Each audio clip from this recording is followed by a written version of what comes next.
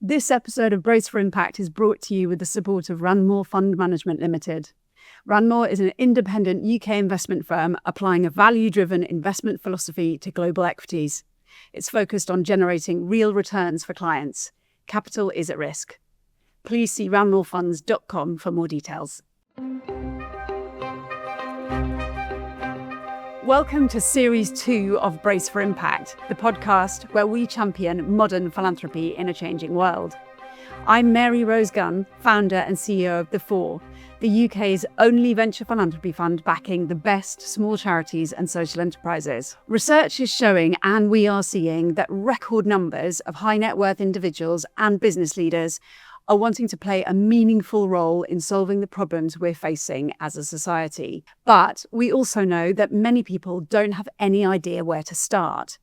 Navigating the sector and identifying what truly drives impact can feel complex and completely overwhelming. So, our second series of Brace for Impact is about bridging that gap. We want to give you real-life examples of people who are leading change differently. From visionary philanthropists and business leaders to social entrepreneurs and sector experts, we'll be speaking with a bold collective of guests who will demystify the sector, reveal new ways of solving some of our most complex problems, and inspire you to get started. My guest today is a perfect example of this. I am delighted to welcome Anna Josse, co-founder and chief executive of Prism, the Gift Fund. Anna has been one of the pioneers of the donor-advised fund model in the UK. Since launching Prism in 2005, it has raised over £1 billion for charitable causes.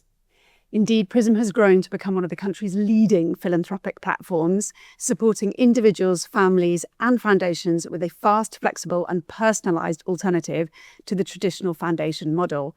And it has revolutionised how people give. With over 20 years advising high net worth and ultra high net worth donors, Anna has had a front row seat to the evolution of philanthropy in the UK. Anna, I am delighted to welcome you here today. Thank you for joining us. Let's start with the basics. What is a donor advised fund? Thank you for having me. So a donor advised fund is a registered charity. It is a vehicle through which someone can make a gift of assets, cash, shares, property, art, crypto, and a lot of those come with tax breaks. So rather than an individual create their own grant-making foundation or their own operational charity, they create a structure, a named account within a donor advised fund. And they can have the joy of giving. They can brand it so it appears like the Joe Bloggs Foundation, but it's just an account. And the donor advised fund has the duty as a registered entity to look at the due diligence, compliance and governance on money coming in and money going out. So basically it's a much simpler, quicker, easier way for people who are wanting to give money into an entity rather than having to set up their own charitable foundation. Totally. So I think if you look at America, which I first did when I was looking to set up Prism, the Gift Fund, they have about, over $300 billion of assets in donor advised funds. We have about, I think, 3.7 billion sterling in the United Kingdom.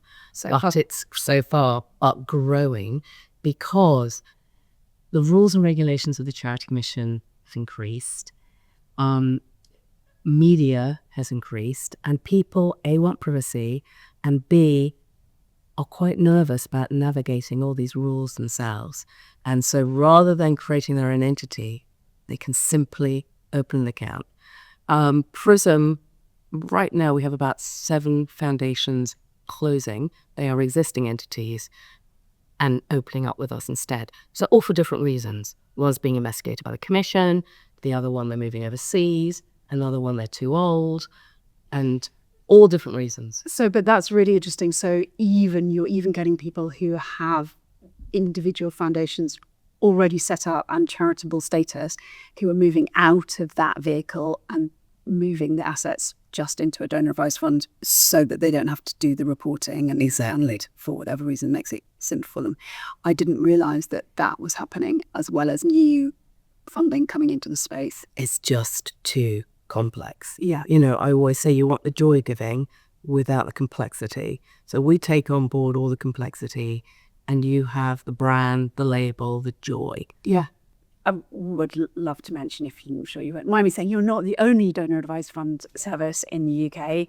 There are other ones, but it's a hugely growing market. And there was recently the NPT DAF report said that there's 3.1 billion, or up to 3.7. It's growing at around 13% a year. Why do you think that is? What is behind it? Is it just because it's much simpler to open DAFs than it is to set up foundations, or are they encouraging new money into the marketplace? So I think a combination of a number of those elements. One, it is difficult navigating the charity mission, creating one's own grant-making foundation. It can take them up to a year, and the banking system can take another year. You don't have the regulatory worry, because that's the duty of the donor advised fund. The rules are onerous, and then there is this media piece. So we have even, in fact, some foundations who want to stay put sometimes just gift large chunks into the donor advised fund if they're worried about the output and where the media may actually expose them in terms of that output, or if it's sensitive or depends on their business. So, a donor advised fund isn't necessarily transparent in terms of who's put the money in. And so it does also protect the underlying donor. And gives them the option for anonymity. Do you think that is also, as well as the sort of practical benefits of it, that is because there is more of a shift towards philanthropy in the UK at the moment? Are you noticing that there are people who you wouldn't necessarily have met 15 years ago are now looking at putting money into philanthropic activities? My market is a mid-upper end of the market. So if someone has made a lot of money or inherited a lot of money, I'm going to try to encourage them to consider gifting some of that during life. We come on to legacies because they are not instead of, they should be as well as. And as my mum used to say, warm money is much more interesting than cold money.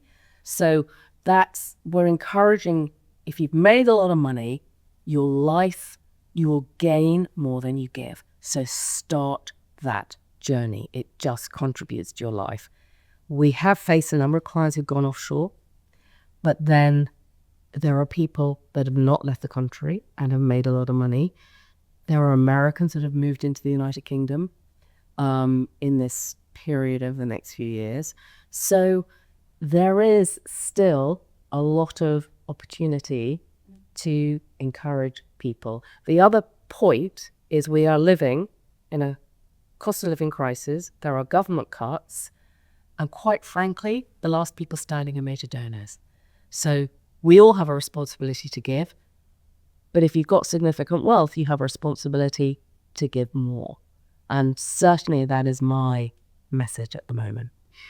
And it sounds like you are actually coming from quite a position of positivity, in that you are seeing that, and I'm sensing from the way you're talking, you are seeing that people are hearing that message and the fact that there is so much more money going into donor advised funds. I think the other thing that's slightly shifted, I'd say in the last 5-6 years, is for the last 20 years, we have been trying to educate people as to what a donor advised fund is. And I think increasingly they are talking about philanthropy. Certainly for an investment manager, it's a win-win, because usually if they refer a client, the client is going to put in more money and they're going to look after those assets as well as the client's personal assets. So there is a great symbiosis going on there. Groups of us in the philanthropy space has tried to encourage the Financial Conduct Authority to take on board a module on philanthropy.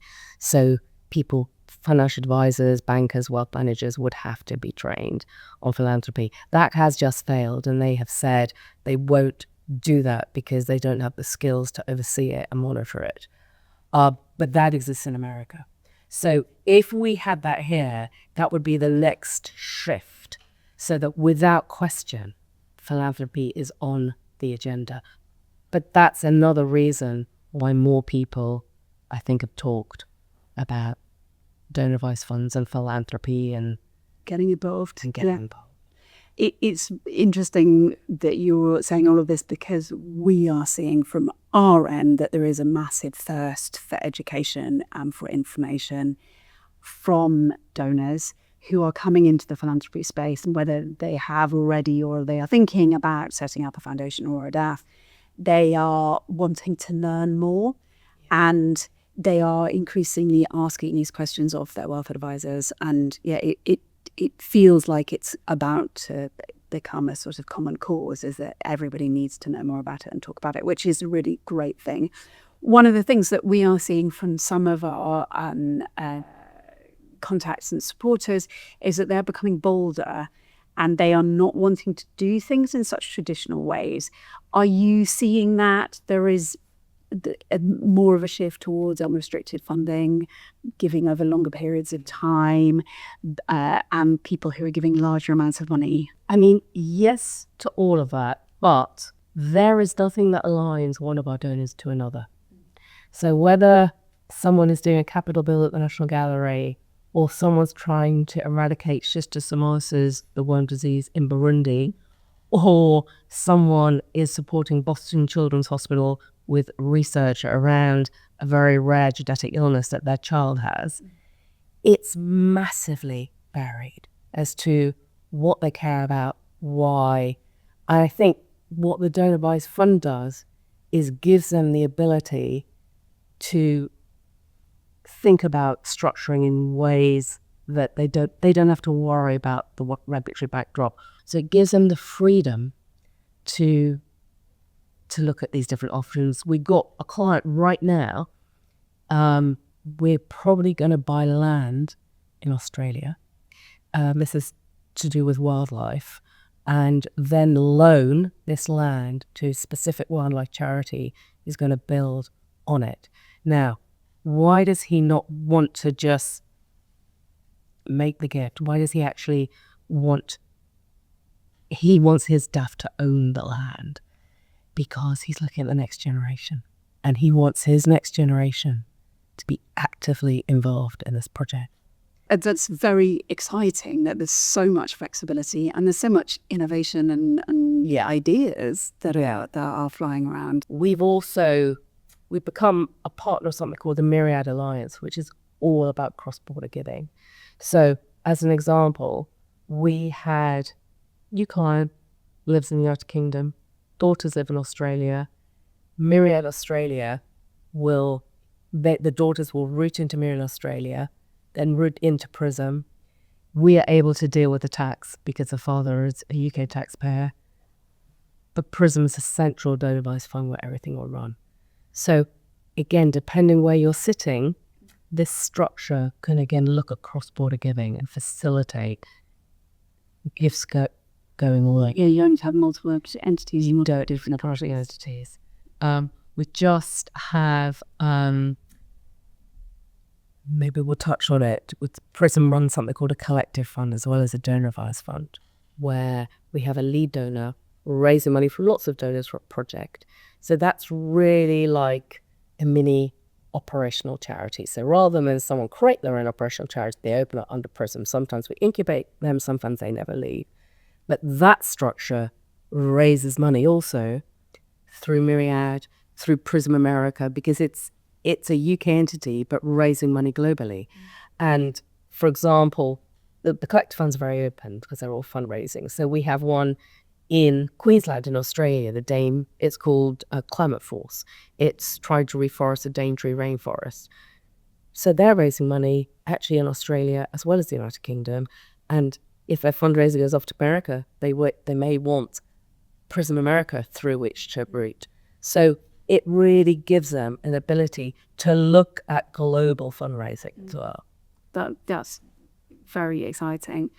In terms of the sort of broader picture about the UK ecosystem, there is a challenge to the donor advised fund system in that because of the anonymity that they offer, it does mean that for charities, they don't know who to apply to for funding. And this is a cause very close to our hearts, as you know, but 92% of funds in the UK go to the largest 8% of charities. So smaller organisations are already really struggling. I'd just be interesting to hear what your thoughts are from a donor-advised fund perspective on how we can make sure that the DAF system generally is helping to make sure that smaller organisations are still connecting with funds. So here's the thing. DAFs, they're not like a normal foundation. A charity can't knock on the door of a DAF and hope to get funding in that way. We're agnostic. We're not here to decide who gets the money or not. So what I keep saying to charities, and obviously it is harder for a smaller charity because they have less resources, is you have to do your own major donor fundraising. And it's really hard, and it takes 3 to 5 years of beginning to build a network of some that will give, some that will refer. There is no sort of magic wand where the money will just come trickling in and someone will open the door. I do get charities knocking on my door, and I have to keep saying, I cannot help you. You cannot rely on government grants anymore. Direct mail will help you, but the piece that British charities are very bad at is major donor fundraising. Because if you look at some of the very large charities, 8 or 9% is all that comes from major donors if you look at their accounts. So a smaller charity, if they know how to navigate a major donor and build those relationships, they will be in a better position than a lot of the very large charities that historically been very, very poor at that piece and have massive departments with loads and loads of people that have no idea what they're all doing past the time either. I literally don't know. I say to charities, once you have a major donor who has a donor advised fund, that then opens the door, because then a donor advised fund is also liaising with you on behalf of that client. But you get to know the donor advised fund. But don't go knocking on the door. Yeah. It won't be open. Do you have, or do you feel like it's not necessarily the responsibility of the donor advised fund to try and help some of their donors to learn and find out more about the broad landscape? Because obviously the larger charities have got larger budgets to be able to do the sorts of major donor fundraising you're talking about. I do, absolutely. And that is an initial conversation we may have with people that perhaps don't have a clue or would be open to it. And there are some strategic philanthropists in the market where we'll refer them if really they have no idea. Or, lovely synergies with yourself where we can perhaps do something to encourage someone or offer something that they may not have considered and may help them on their journey. Or even soft introductions sometimes to charities that we know are really smart, or if someone wants to support disability in East London and we know some really smart charities in that area, we can say, actually, we've worked with the 4, we know some really smart charities in that area, go and have a look. There is also, I know something that you feel quite passionately about, but there is also a big debate sometimes on donor advised funds around the payout rates. And Prism has fantastic numbers on the amount of money coming in and the huge percentage of that is going quickly out the door. Other donor advised funds, some are less active on that front. What's your position, and how do you feel like the sector needs to be encouraged more? I think there are various rules in America that don't exist here, but the Charity Commission are quite conscious of distribution and money getting out. So as a charity, one is very conscious of that without there necessarily being a rule around it. And charities, what's a measure of our success? It's looking at donation income, distribution, and assets. But we're not a bank. We're not here just to hold assets and grow assets. And we actually don't take a percentage on assets under management because we're not a bank, strangely enough, even though a lot of the DAFs do, which I also find very strange. But anyway, one of the issues that, in fact, there was, a talk this morning with this group that met of donor advised funds that met together, was looking at that distribution rate. to ensure that the Commission can never come knocking on the door. One of the challenges sometimes is if someone gives you 10 million in one go or 20 million, it takes time to distribute it. So it's like an endowment they're gifting you, and that takes time to effectively work out where it should go and how it should go. So that's the defence, and rightly so. Yeah. And I mean, the whole activity of putting money into, traditionally putting money into a foundation was that you often wanted it to be there as an endowment. So, yeah, it is understandable that some people don't want to give away the whole of the capital really fast. They want to keep it there for a while to be able to feed it into the sector. There is a lot of government talk at the moment around philanthropy and encouraging particularly place-based giving. And for those listeners who don't necessarily know what place-based giving is, it's giving in a certain geography. What are your thoughts and feelings on the work that government's trying to do to encourage philanthropy? Well, on the one hand, good that it's on the agenda, but I believe it's been about an 18-month process so far. Those of us in the philanthropy space, very few have been approached by government, yet we're the people with 20, 30 years experience.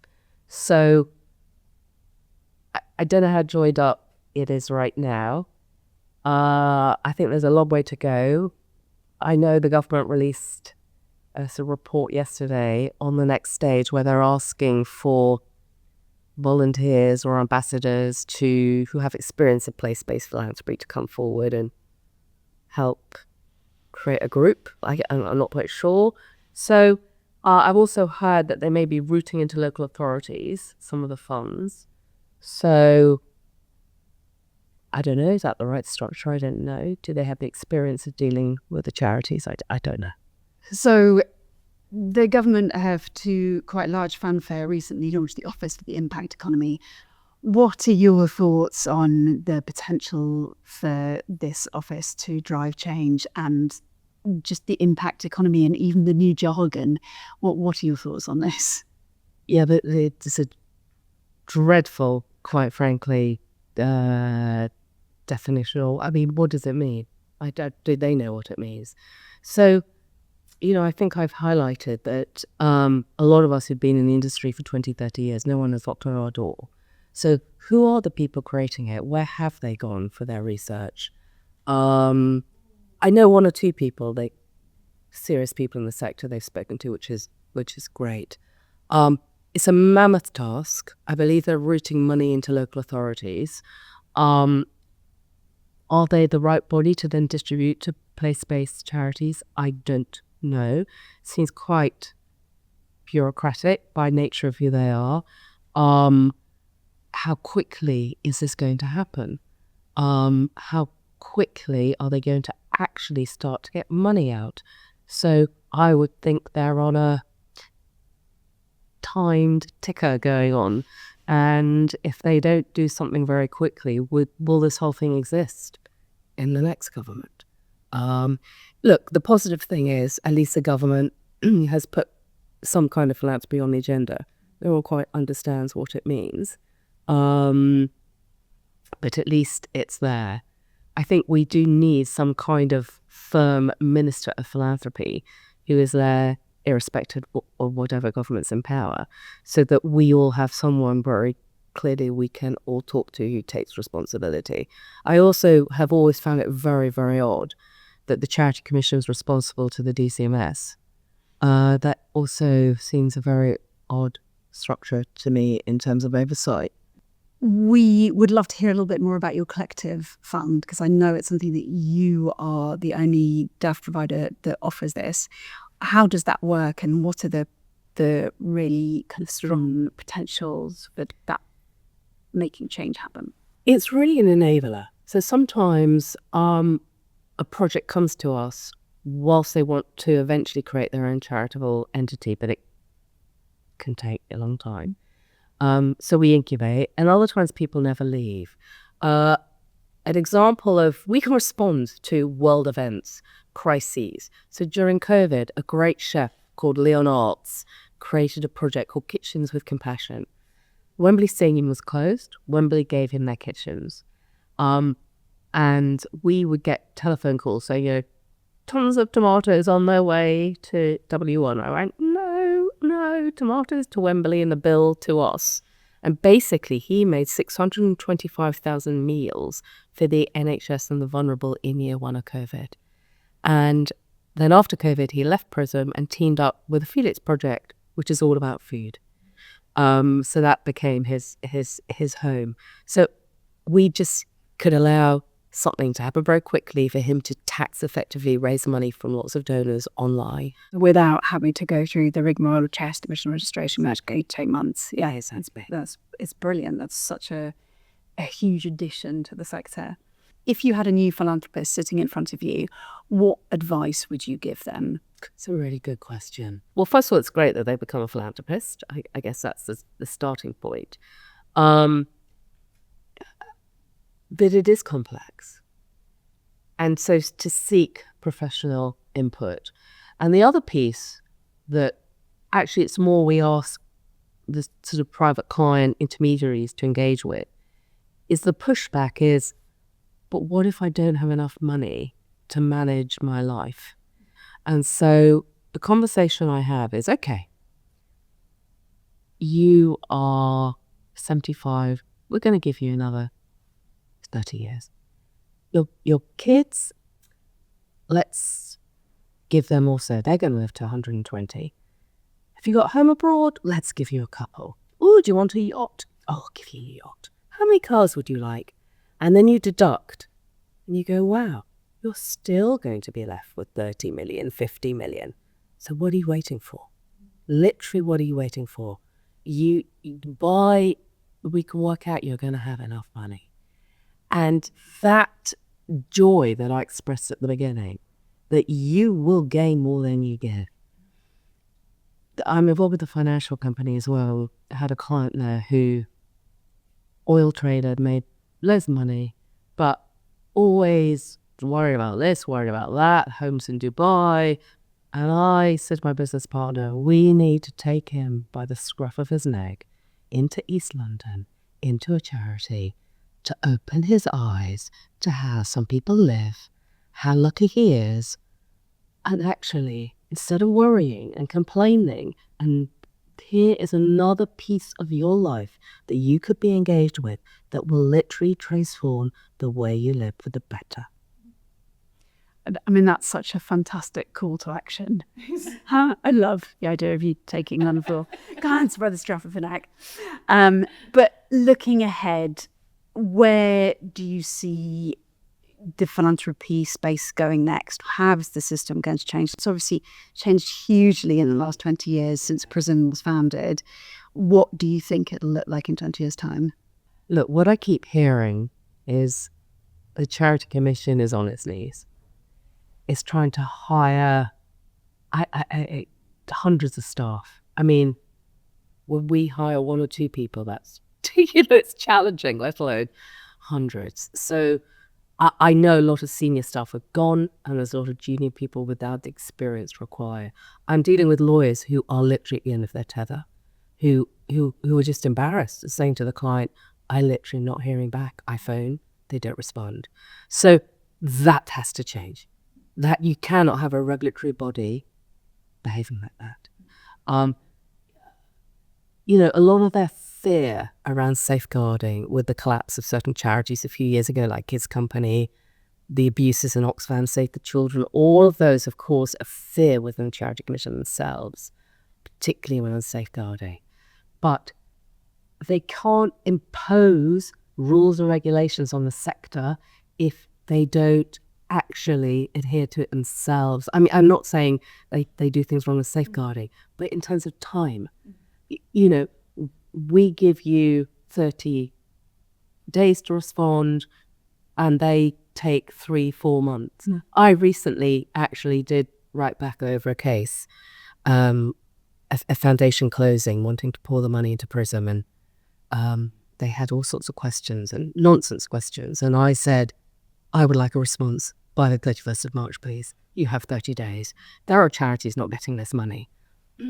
I haven't heard back. So now the next stage is the lawyers, and we've copied very senior people in the Charity Commission into this.